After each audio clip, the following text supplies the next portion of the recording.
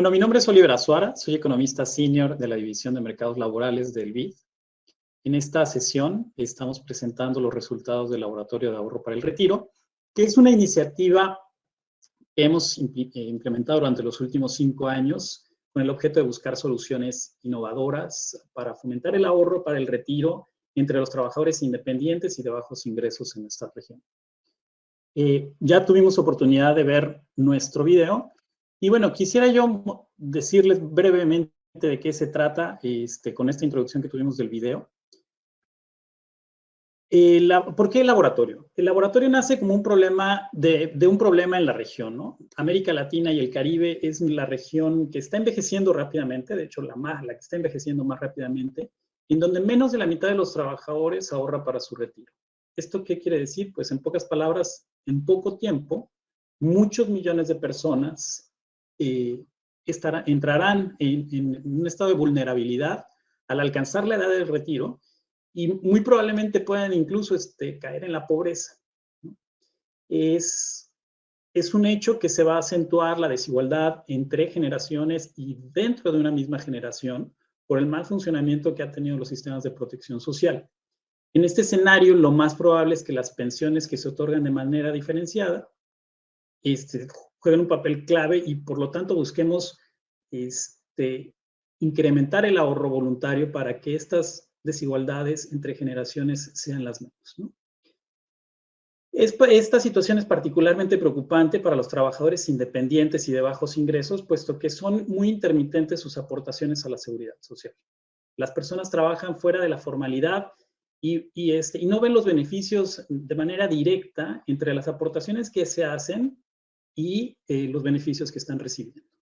Como lo menciona la visión 2025 del BID, que es, digamos, la hoja de ruta que vamos a seguir en los próximos años, uno de los retos en la región es que los sistemas de pensiones solamente cubren una pequeña fracción de la población, dejando a los más vulnerables o la mayoría de la población desconectados. Entonces, la pregunta era, ¿cómo hacemos que los sistemas de seguridad empiecen a mejorar sin necesidad de hacer cambios radicales o estructurales en su funcionamiento, sino empezar a conocer cómo están funcionando? Ahí surge el laboratorio. Esta iniciativa que comenzó en 2016 ha probado más de 15 soluciones, digamos, completado 15 soluciones que buscan incrementar el ahorro voluntario tanto de los trabajadores independientes y de bajos ingresos en 4 países, en México, Colombia, Perú y Chile. Digamos, ¿qué es lo que busca o cómo trató de innovar esta iniciativa desde hace ya todo este tiempo, estos 5 o 6 años? Bueno, pues el laboratorio busca fomentar el ahorro voluntario mediante soluciones basadas, 1, en la tecnología y 2, en la economía del comportamiento. Es decir, dado que estábamos hablando de que la gente está tratando valora muchísimo el presente, pues queríamos encontrar elementos que nos permitieran modificar un poco su comportamiento. El uso de la tecnología y las soluciones innovadoras nos ayudan a alcanzar a más personas. No es como, digamos, como sucedió al principio de la seguridad social, en donde es extremadamente difícil llegar a cada una de las personas y por eso se decide trabajar primero con los empleadores, porque es la manera más sencilla de llegar a más población. Ahora la tecnología nos está permitiendo llegar a cada una de las personas de manera directa, en muy corto tiempo y a un costo bastante accesible. Entonces, utilizar esa tecnología es digamos, un elemento clave.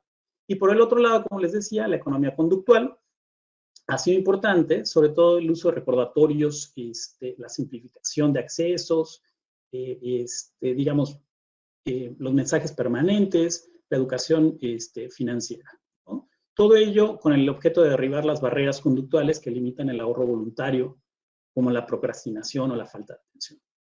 Entonces, el laboratorio, a diferencia de lo que siempre sucede con las intervenciones públicas, esta es tolerante al error. ¿Qué quiere decir? Pues estamos tratando de pilotear soluciones que si no tienen efecto y no se implementan, no va a tener ninguna implicación de política pública. Y por el otro lado, si encontramos una solución que es costo efectiva y bastante potente, puede dar bastante luz sobre por dónde puede ir la regulación. Entonces, el laboratorio tiene una variedad de intervenciones que podemos definir dentro del rango de la economía tradicional, entre el paternalismo y el libertarianismo. lo que tratamos de construir con la economía conductual es una mejor arquitectura en la toma de decisiones para incentivar a los trabajadores a ahorrar. Ahora bien, después de todas estas intervenciones y toda la experiencia que hemos encontrado, ¿qué es lo que, digamos, cuáles son las enseñanzas básicas o cuáles son lo que hemos aprendido fundamentalmente? Por un lado, es que hay un reto tres retos muy específicos para hacer el ahorro fácil y automático. Por un lado están los retos regulatorios, que es decir, existen regulaciones que eliminan los pasos o restricciones para el ahorro voluntario y que debe de estar siempre a favor de hacer más sencillo al trabajador o, bueno, a la persona poder encontrar una herramienta que le permita ahorrar en tiempo real. Por el otro lado, el reto tecnológico, en donde la pandemia ha mostrado que es posible la digitalización masiva para que la gente pueda utilizar las distintas herramientas tecnológicas en procesos mucho más sencillos, ¿no? Y finalmente, pues existe un problema, o bueno, un tema sobre mercados y precios de los servicios que se están dando. Entonces, tanto lo que ofrece la industria como la sensibilidad de la gente al ahorro es evidencia que nos va a encontrar mecanismos para ello. Finalmente, pues déjenme contarles las 4 lecciones básicas que son muy importantes, no solamente para digamos, para los tomadores de decisión, para los que participan en la industria de las pensiones, sino en general para el funcionamiento de la seguridad social y de los cambios que se van a tener que venir a la seguridad social que atiendan de una mejor manera los retos de la población en América Latina y el Caribe. Por un lado, es muy claro que las soluciones deben de estar vinculadas a las fuentes de ingresos que tiene la gente. Tienen un impacto elevado conforme hacemos más sencillo que la gente, conforme va obteniendo sus recursos, una parte la pueda ir ahorrando o la pueda servir para financiar los distintos mecanismos de aseguramiento. Esto es posible con el mayor uso de tecnología y el incremento de transacciones a través del sistema financiero, ¿no? Número 2, los recordatorios son fáciles de escalar, es decir, y son costo efectivos. La gente, si todo el tiempo está recibiendo información de manera fácil y accesible sobre la importancia de su ahorro, es más probable que logren mayores metas de ahorro. La tercera lección es que hacer fácil el ahorro debe acompañarse con cierta educación financiera en donde la gente pueda entender los beneficios. Y eso no se puede hacer de manera, digamos, de la misma manera todo el tiempo, sino que la gente, una vez que tiene la primera experiencia de ahorro y que está siguiendo en su vida laboral, pues tiene que tener distintos tipos de mensajes. Y finalmente, pues hay que ahorrar, hay que apostar por un ahorro, digamos, por un pilar de ahorro voluntario que va a ser sumamente importante al momento de que la gente comience a retirarse. El tiempo pasa rápido y la gente no nos damos cuenta que cada vez vamos perdiendo la oportunidad de seguir ahorrando para nuestro retiro. Entonces, en suma, estas son las lecciones que hemos encontrado durante todos estos años y esperamos que con el reporte que ustedes tienen disponible en la página del laboratorio, pues lo puedan visitar y si tienen alguna duda, pues obviamente consultar con nosotros, ¿no? Muchísimas gracias y bueno, ahora pasamos a un panel de lujo. Desafortunadamente, les digo, por cuestiones técnicas estamos ahí atorados con un par de nuestros invitados que son, inicialmente tenemos al panel que es Bernardo González Rosas, presidente de la Amafore de México, a Isabel Retamal, que es la gerente de Desarrollo y Educación Previsional de la Asociación de AFP de Chile, y Noelia Bernal, que es investigadora y profesora de la Universidad del Pacífico. Por el momento nada más nos acompaña Isabel, pero podemos entablar un muy buen diálogo con ella y estamos seguros que digamos, toda la experiencia que hay en Chile es sumamente importante para tener una conversación sobre cuál es el futuro del sistema. Isabel, muchísimas gracias por estar con nosotros. Y bueno, una pregunta muy importante es un tema central en la agenda de investigación del laboratorio fue el uso de la tecnología, como hemos dicho, para buscar soluciones de ahorro para el retiro. ¿Cómo han aprovechado las AFP las tecnologías de la información para reducir los costos de transacción con los trabajadores? ¿Cómo ven estas oportunidades, las AFP, esta industria en Chile? Muchas gracias, Oliver, por la invitación. Qué bueno que logré conectarme, no fue fácil, pero ojalá que los otros también puedan conectarse. Te cuento en general, nosotros en Chile en general tenemos una gran plataforma que es Previred, ya que es de las administradoras de fondos de pensión, y la verdad es que cambió la forma del pago de cotizaciones. Es una innovación bien grande, ya lleva una década, más de una década aproximadamente funcionando, pero simplifica mucho los costos de transacción, es simple y además unifica procesos. Por ejemplo, desarrolló un formulario único para realizar demandas de no pago de cotizaciones, a modo de ejemplo. Y la cobertura que tiene, la verdad, es muy, muy amplia. Gran parte de las cotizaciones en nuestro país se pagan a través de esa plataforma única.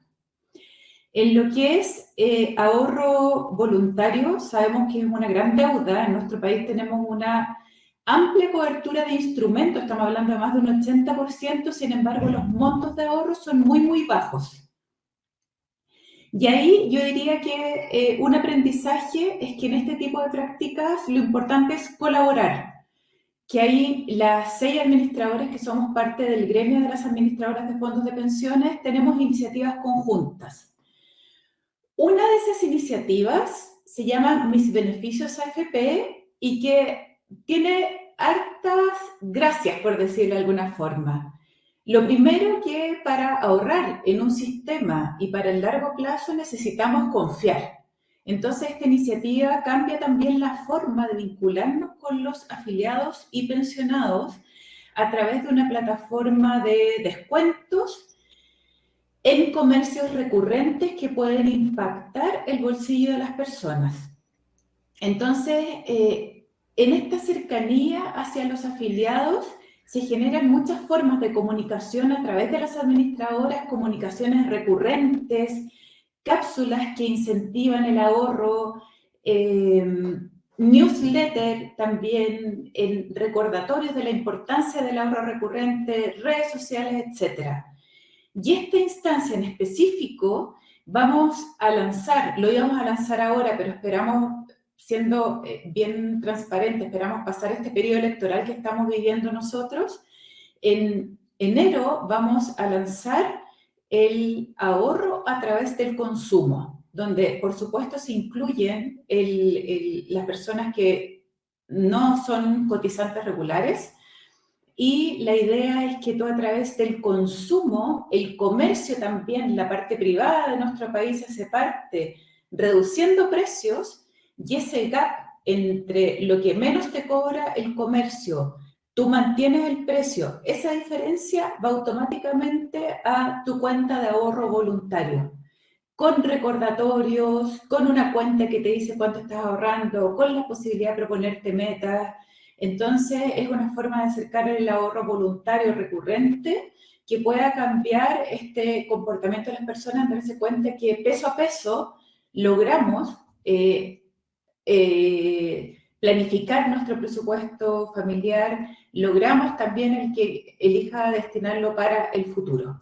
Eso es un poco lo que te quería comentar, Oliver, y buenas, gusto en saludarte, Bernardo, en la experiencia que hemos tenido en nuestro país. Es una tarea difícil y requerimos de esfuerzos de las administradoras en el envío de información, colaborar en un objetivo común del regulador, que también se ha mostrado flexible, por supuesto, en contribuir en este tipo de iniciativas. Muchísimas gracias, Isabel. Sin duda alguna, yo creo que ahí es la importancia de comenzar a abrir más, digamos, más canales para que se sienta este instrumento como más cercano a la gente, a los trabajadores. No quisiera decir trabajadores, sino a las personas, para que, sí, digamos, independientemente de su situación laboral, comiencen a tener mayor planeación financiera. Bernardo, un gusto tenerte con nosotros. Muchas gracias. Y una disculpa por tanto complejidad tecnológica, pero yo te quiero hacer una pregunta. México tiene uno de los sistemas de pensiones más sofisticados de la región, con avances tecnológicos realmente importantes, y yo diría pues del mundo, ¿no? O sea, se ha innovado mucho en el sistema de pensiones mexicano. Sin embargo, uno de los retos es incentivar a que los trabajadores, particularmente los independientes y de bajos ingresos, lo utilicen, ¿no? Entonces, ¿qué puede hacerse para cambiar esta situación? ¿Cómo ves el trabajo que ha hecho el laboratorio y cómo podríamos trabajar más en encontrar más soluciones para que la gente, como decíamos hace un instante, lo sienta más cercano, ¿no? Sienta que sea un instrumento más cercano a él. Mil gracias, Oliver, por la invitación. No sé si me escuchan bien. Y mil disculpas. La verdad es que la conexión estaba bastante sencilla, pero a lo mejor estamos acostumbrados a otro tipo de herramientas. Mil disculpas, pero yo llevaba desde el inicio escuchándolos atentamente. Gracias por la invitación, Oliver. Gracias a BitLabs. Un gusto estar aquí con Isabel también en este panel y ojalá se puedan sumar los otros compañeros. Para contestar claramente a la pregunta, sí, definitivamente el sistema mexicano tiene 24 años de existencia. Han habido avances muy relevantes. Todavía el monto de ahorro voluntario es modesto, ¿no? En relación con el monto completo de ahorro que tenemos en el sistema. Equivale en México, para ponerles contexto a todos, a casi el 21% del Producto Interno Bruto. Para ponerlo en contexto, eso es mucho poco. El saldo de crédito de todos los bancos en nuestro país, en México, es del 22%. Entonces, de esa magnitud o de ese tamaño ha alcanzado el tamaño del sistema. Sin embargo, el ahorro voluntario apenas es el 2% de ese saldo. Evidentemente no es menospreciado, pero todavía no es lo que debería de constituirse para que, sobre todo, como decía Oliver, todos los trabajadores que son independientes y que cada vez vemos más empleos generándose en esas áreas. El gig economy pues está enfocado a trabajadores independientes, autoempleados, y necesitamos encontrar soluciones para que ellos realmente puedan ahorrar y puedan tener y gozar de los beneficios del sistema de ahorro para el retiro. El estudio que hizo el BitLab, todas las intervenciones que se llevaron en América Latina, creo que son importantísimas, nos dan, sobre todo a los hacedores de políticas públicas de los países y al sector privado, a las administradoras de fondos de ahorro para el retiro, nos dan una guía muy útil, ¿no? De qué funciona, qué no funciona.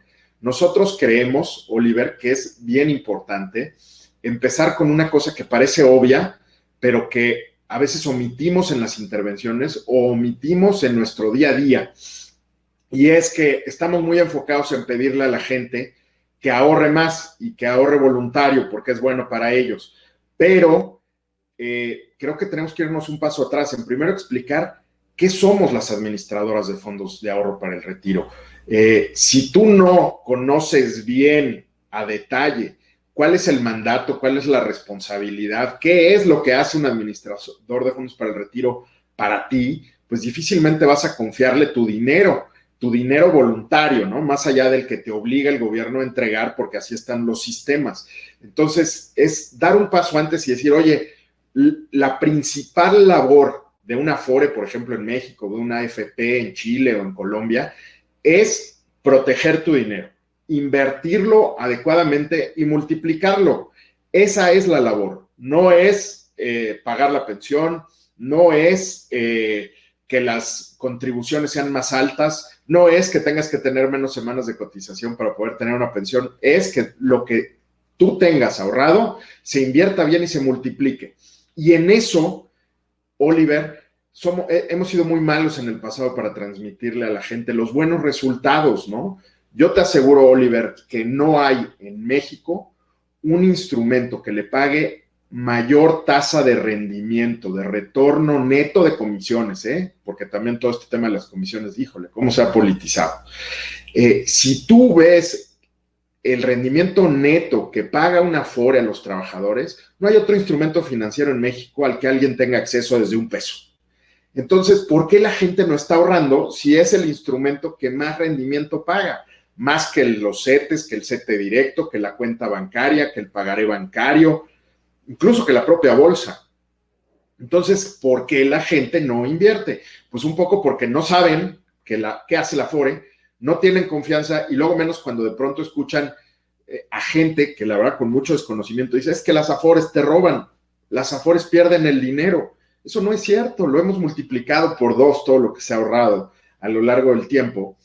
Y entonces hay mucho desconocimiento. Si hay desconocimiento de la figura, hay desconfianza. Entonces, cuando llegamos con nuestras campañas muy alegres de cuates cantando, tocando la guitarra y el mariachi, diciendo, ahorra 10 pesitos, por favor, pues evidentemente la gente no quiere porque no tiene confianza en el instrumento. Creo que en general hay que crear una base de conocimiento, después de confianza, y sin duda estas intervenciones, Oliver, que la economía del comportamiento nos dice que atacan y resuelven los sesgos del comportamiento, han sido efectivos en muchos otros ámbitos de la sociedad cuando se han implementado. Creo que esa parte nos ha faltado en Amafore. En el sector de las Afores estamos realmente haciendo un enorme esfuerzo. Creo que hay que invertir mucho más dinero para capacitar persona a persona en un primer lugar. Y desde luego ya en un segundo paso, las intervenciones digitales a través de mensajes SMS, mensajes push, a través de herramientas de calculadoras de ahorro, pues ya van a reforzar y facilitar el que la gente pueda hacer aportaciones adicionales. También un ejemplo, el otro día les decía a mis colegas de las Afores, no es posible que vienen los aguinaldos de final de año, la gente seguramente pues, recibe la mayor cantidad de dinero posible que ven en el año, ¿no? ¿Por qué no se pueden hacer depósitos de más de 50,000 pesos directo a tu cuenta de ahorro para el retiro? No se puede, Oliver. Esas son cosas que son parámetros, son de programación y son cosas que tenemos que resolver, quitarle la fricción, y los fintech, los chavos fintech son súper buenos para eliminar las fricciones en las apps. Tendremos que aprender de ellos, ¿no? Para que la gente pueda ahorrar sin fricción, más fácil, sin límites y, de nuevo, facilitando y dando confianza. Creo que ese es uno de los grandes pendientes que tenemos y sin duda el BitLab y Amafore y las Afores podemos avanzar mucho, creo que en ese sentido y hacia adelante pues es nuestro objetivo, Oliver. Gracias. Excelente. No, pues muchísimas gracias. Estamos justo sobre el tiempo, pero de todas maneras, como decías tú, creo que ha pasado mucho tiempo y se tiene que estar renovando como la relación con las personas de los sistemas de pensiones para que sea una relación viva, dinámica y más potente, ¿no? Les agradezco muchísimo su tiempo. Estamos seguros que lo que aprendimos con el laboratorio lo vamos a mejorar y va a ser utilizado para mejorar los sistemas de capitalización individual. De acuerdo. Gracias, Oliver. Yo quería solamente comentar que si bien el COVID ha tenido muchos costos, por supuesto, humanos, sociales, económicos, la verdad que también ha sido una oportunidad en avanzar en muchas tecnologías para acercarnos. En la línea que decía Bernardo, acercar qué es lo que son las administradoras de ahorro para el futuro, acercarlo con e-learning, con cursos, con distintas metodologías que podremos conversar más adelante, pero en lo que es nuestro país hemos avanzado muy, muy rápido en estos 2 años y en ese sentido, por eso digo que en un contexto doloroso, ha sido una oportunidad para escalar e innovar muy, muy grande.